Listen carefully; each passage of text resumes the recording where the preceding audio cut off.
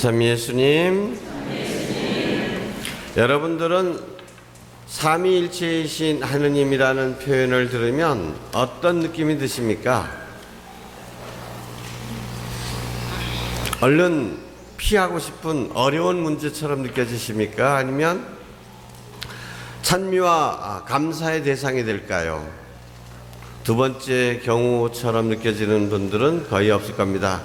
저만 하더라도 삼위일체 하면 우선 복잡하다, 어렵다 이런 생각이 먼저 들거든요.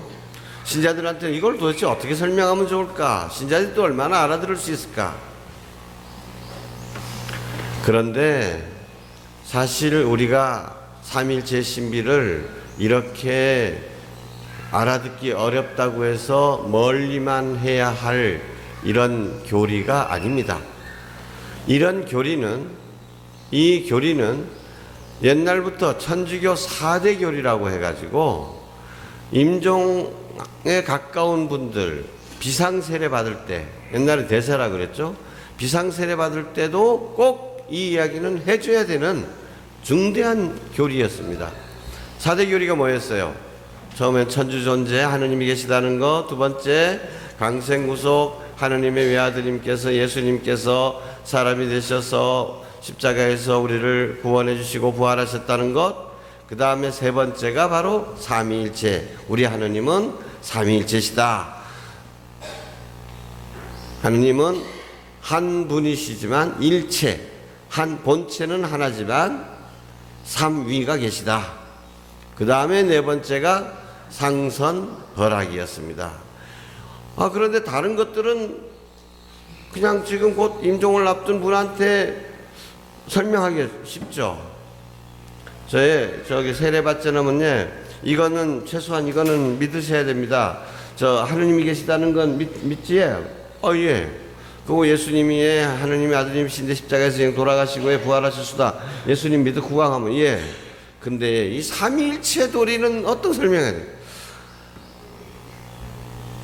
임종을 앞둔 그분한테 저 하느님은 셋이멍도 하나고 하나면서 셋이우다. 믿으쿠가?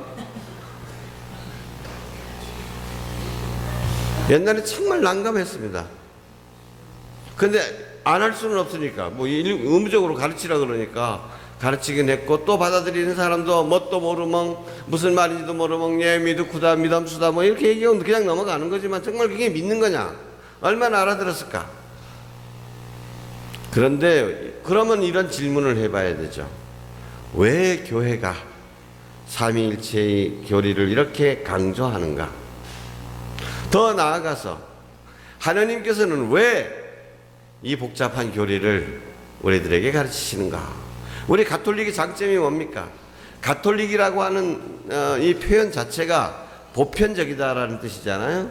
보편적이라는 말은 남녀노소 할 것 없이 누구나가 들어올 수 있는 교.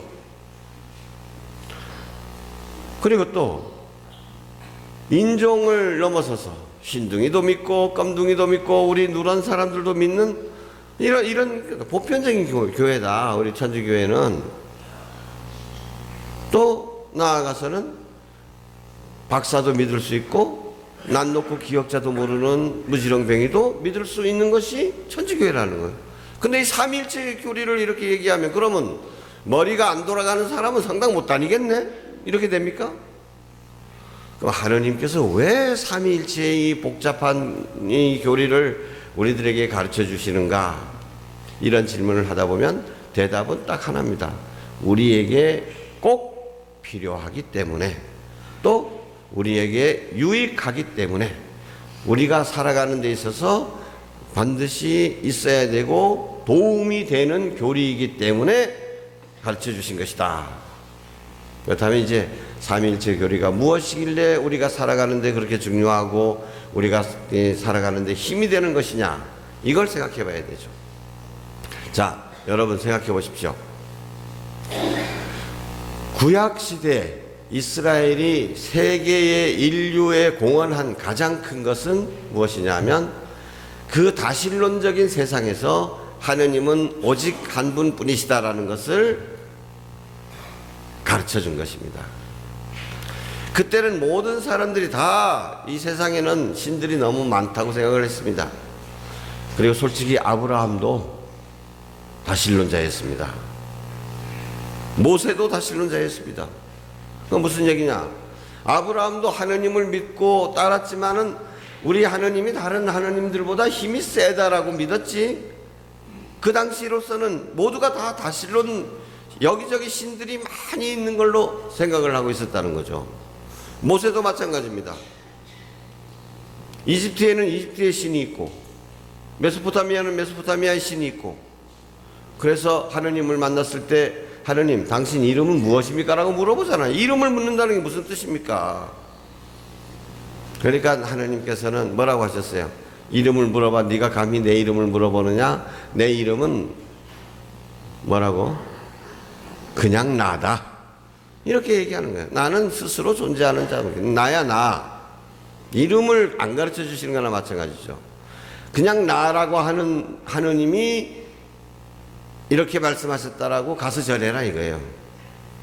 그만큼 이런 다신론에 익숙한 이런 사회에서 이스라엘 백성들만이 하느님만이 유일한 신이시고 강력한 신일 뿐만 아니라 그 외에 다른 신은 없다라고 가르치는 것입니다.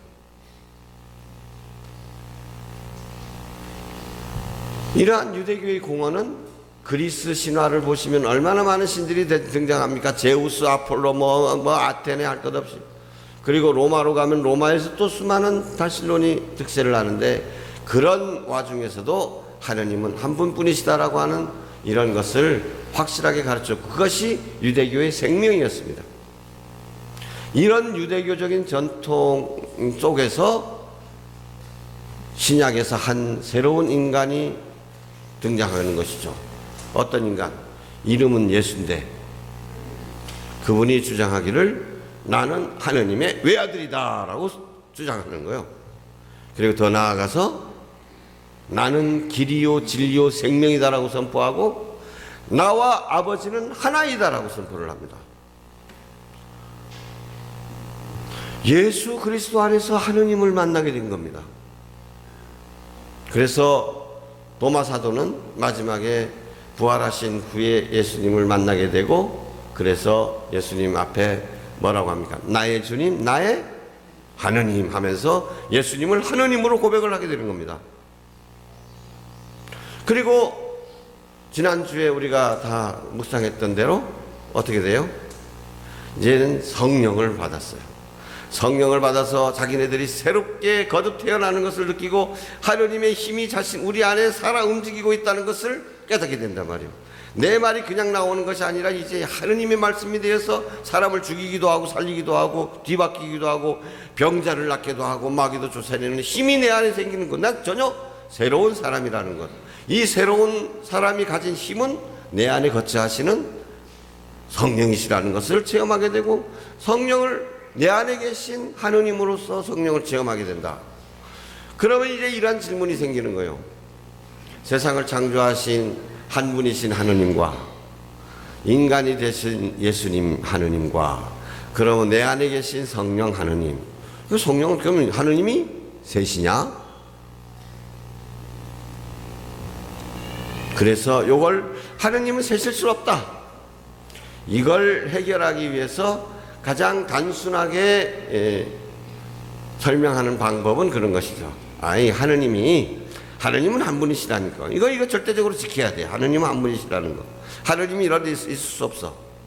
그러니까 하느님이 어떤 때는 제우스 신화에서 나오는 것처럼 덩 하고 나타날 땐 하느님 아버지가 예수님의 모습으로 나타났다. 예수님이 승천하시고 난 다음에 성령의 모습으로 나타나신 거다. 이렇게 주장했어요. 그러면 이건 뭡니까? 하느님이 십자가에 못 박혀 돌아가신 거 이건 뭐예요? 쇼. 하느님이 잠깐 인간의 모습으로 나타나는 것뿐이야. 그래서 그것도 초대교회에서 이건 아니다. 그 다음에 어떤 해결책이 생각했냐 하면, 그러면 예수님은 우리와 똑같은 인간이신데, 근데 하느님이 당신 아들로 입적시킨 거다. 양자다 하는 예수님은 양자다 이게. 이런 식으로 해결하려고 됐습니다. 그렇지만 인간이면서 양자가 된 하느님의 양자가 된 예수님, 그 약간 높은 인간 중에서 약간 높은 인간일 뿐이지 하느님이 아니잖아요. 그래서 그런 해결책도 아니라는 것이 드러나게 되고, 그것 때문에 그래서 초대교회에서는 정말 많은 논쟁들, 그리고 거기에서 많은 연구들이 이루어지고 하느님의 성령께서 이끌어 주시고, 그래서 결국 우리가 합의에 도달한 것이 신약, 우리가 매주 미사 때마다 고백하게 되는 니치아 콘스탄티노폴리스 신경에 나와 있는 대로, 예수님도 어떻게, 예수님은 참 하느님으로부터 나오신 하느님이고 참 하느님이시다라고요.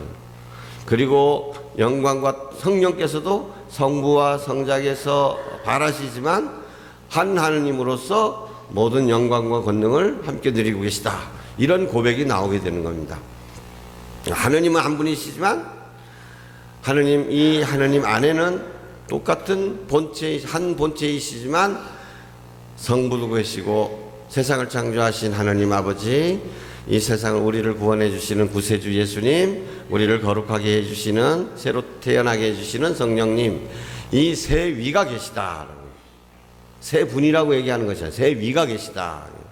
이 세 위는 서로가 구별되면서, 하느님 아버지가 아들이 아니고, 아들은 아들이고 아버지는 아버지고 성령은 성령이고, 구별되면서도 서로 나눠지지 않고, 높고 낮음도 없으시고, 먼저 나고 나중남도 없으시고, 다 영원하신 분이시니까, 한 본체이시니까, 그래서 이렇게 온전히 일치를 이루고 계시다라는 이러한 결론에 이르게 되는데, 사실 이러한 결론은 인간들이 내린 것이 아니라 하느님께서 우리들에게, 우리 교회를 통해서 가르쳐 주신 내용입니다.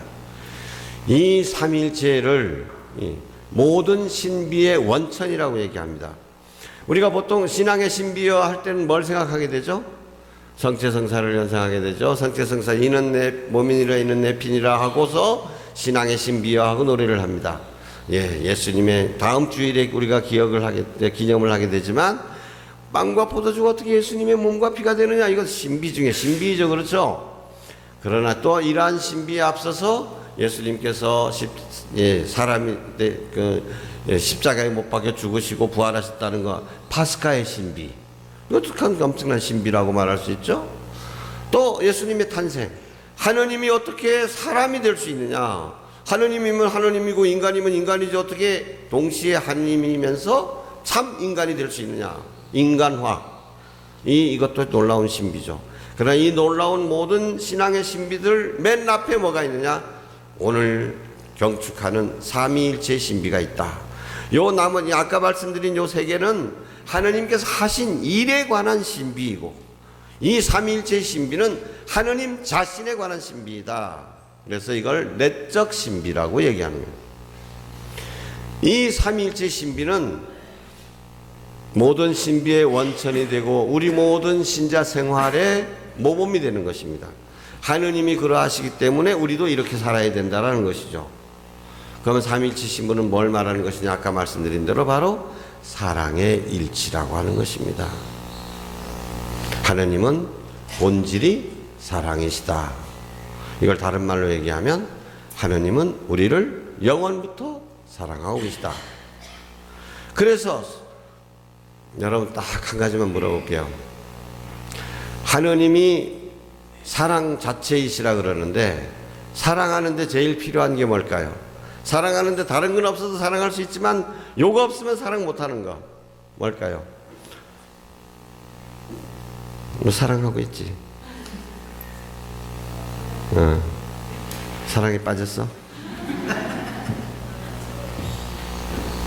사랑하는데 다른 건 없어도 되는데 요것만큼 없어서는 안 되는 거 뭘까? 뭐? 마음 없으면 안 돼. 그렇죠. 돈 없어도 사랑할 수 있습니다. 지식이 없어도 사랑할 수 있습니다. 건강이 없어도 사랑할 수 있습니다. 그냥 뭐 없으면 사랑하기 위해서는 사랑의 대상이 있어야 될 거 아닙니까? 혼자만 있으면 어떻게 사랑입니까? 그러면 여러분 생각해 보십시오. 하느님은 이 세상 창조되기 이전부터 영원부터 계신 분이시잖아요. 그럼 하느님이 사랑이시라면 뭐 하느님 사랑할 게 뭐 있었는데 그때 아무것도 없었잖아요. 하느님 자신 외에는 아무것도 없었잖아요.